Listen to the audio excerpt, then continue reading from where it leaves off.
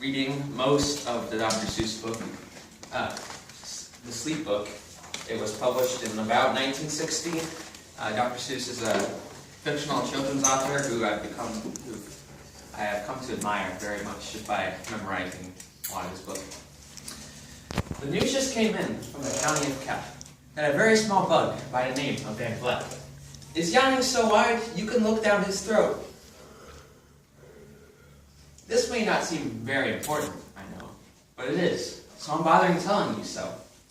A yawn is quite catching, you see, like a cough. It only takes one yawn to start other yawns off.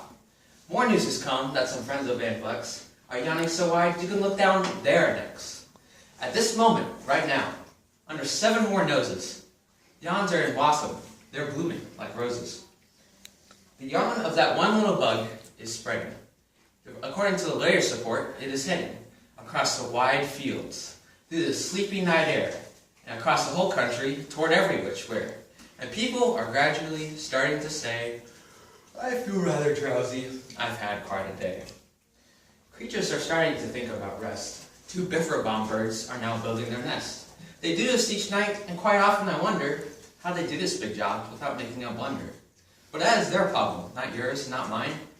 The point is they're going to bed, and that's fine. Sleep thoughts are spreading throughout the whole land. Up at Herkimer Falls, where the great river rushes, it crashes down crags and great gargling gushes. The Herkimer sisters are using their brushes.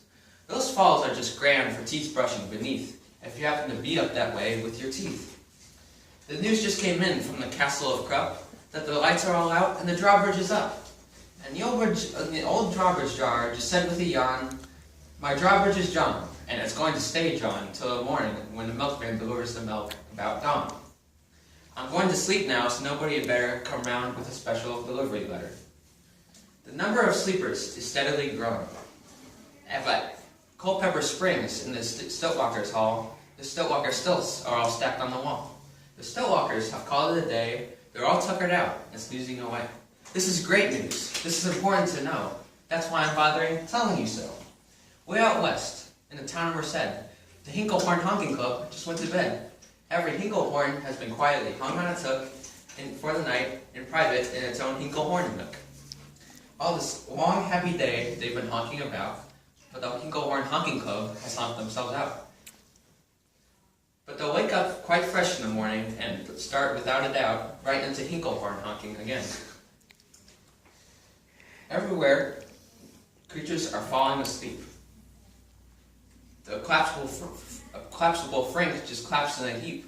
By adding the Frank to by the others before, I can now give you the Who's Asleep score. Right now, the 40,404 creatures are happily, deeply in slumber. And I think you'll agree that's a whopping fine number. Counting up sleepers, just how do we do it? It's really quite simple. There's nothing much to it. We find out how many, we learn the amount by using a Tally account. On a mountain between Reno and Rome, we have a machine in a large plexiglass dome. It looks and listens into everyone's home and it watches who flops down and jiggles a new ball out and plucks in a cup. We have a chap who counts these balls that pluck in a cup, and that's how we know who's down and who's up. Do you walk in your sleep? I just had a report of some interesting news of this popular sport. Near Finnegan Fen, there's a sleepwalking group that not only walk, but walk a la hoop. They go for miles, and they go to such length that they have to keep eating to keep up their strength. So every so often, one puts down his soup, and stops souping, and does some snooping for soup.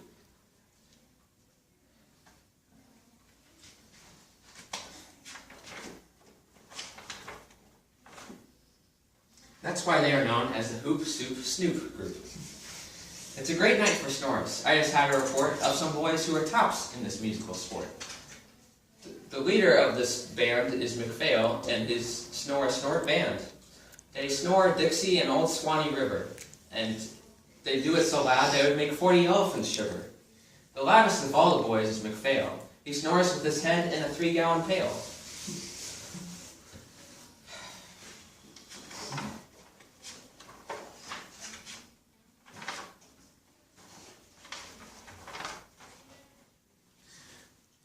They snore so loud that they have to stay out of town 20 miles to prevent the whole town from falling down. Do you know who sleeps in Funa Laguna? Why, two very nice Funa Laguna Babuna. We've added them into our Who's Asleep count, and by adding that up, I think you'll find that it's a whopping amount. It's now grown to 80,808. And that's who's up, and that's who's down, and who's... A jed is in bed, and a bed of a jed is the softest of beds in the world, it is said. The bed... A jed makes its bed from the...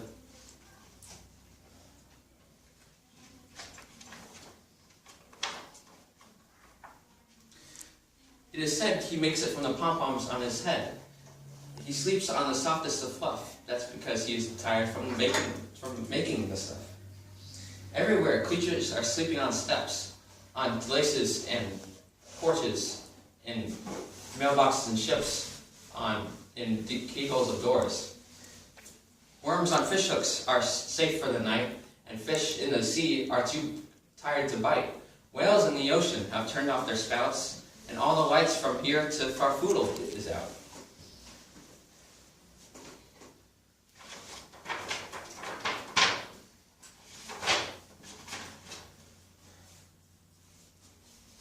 And now we've added things up, and we're way beyond billions. Our Who's Asleep score is now in the billions.